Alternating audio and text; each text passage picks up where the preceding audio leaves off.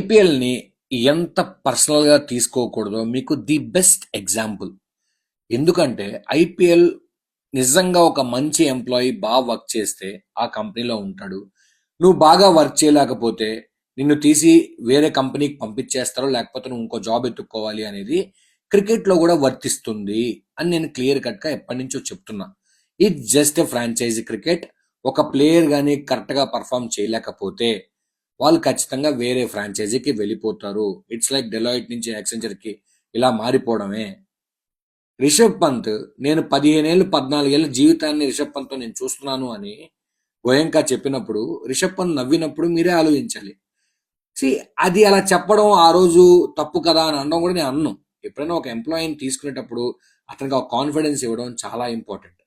అలాగే as a ప్లేయర్గా నేను ఇదే కంపెనీలో ఉంటాను, ఇదే ఫ్రాంచైజీకి ఆడతాను అనుకోవడం కూడా తప్పే.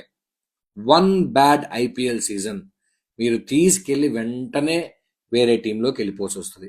అది కూడా మీరు ది బెస్ట్ ప్లేయర్ అయ్యి మీకు ఇంకా స్కిల్స్ ఉన్నాయి, ఆ ఫ్రాంచైజీ వాళ్ళు సరిగ్గా యూటిలైజ్ చేసుకోలేకపోయారు అని వేరే ఫ్రాంచైజీ అనుకుంటేనే మీకు ఛాన్స్ ఉంటుంది. ఐపీఎల్ని సీరియస్గా తీసుకోకండి.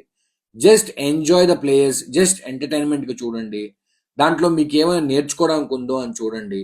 అంతే తప్పితే కొట్టుకోవడానికి లేకపోతే ఒక ఎవరితోనైనా ఫైట్ పెట్టుకోవడానికి ఐపీఎల్ యూజ్ చేసుకోకండి. లేదు మీకు నిజంగా దృఢంగా మాట్లాడాలి, ఇద్దరితో డిస్కషన్ పెట్టుకోవాలి అంటే talk about India versus Pakistan, talk about India versus Australia, ఇలాంటి టాపిక్స్ తీసుకోండి.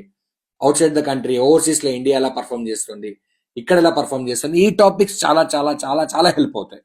So don't take IPL as serious as much. ఓకేనా? మీకేమనిపించిందో కింద కామెంట్ చేయండి and do follow cricket talks with Shiva.